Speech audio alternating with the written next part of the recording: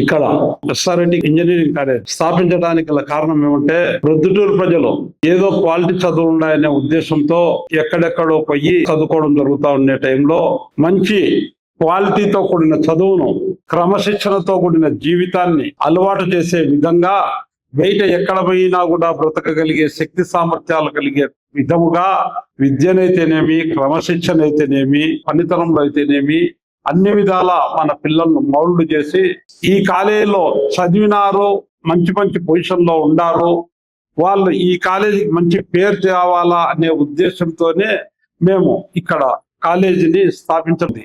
అదే విధంగా అయితే మటుకు ఇప్పటికి మేము మేనేజ్మెంట్ తీసుకొని 6-7 సంవత్సరాలు అయింది.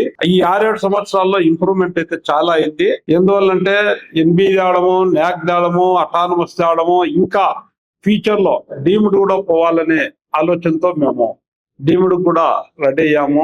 డీమ్డ్ యూనివర్సిటీ కూడా రెడీ అయినాము.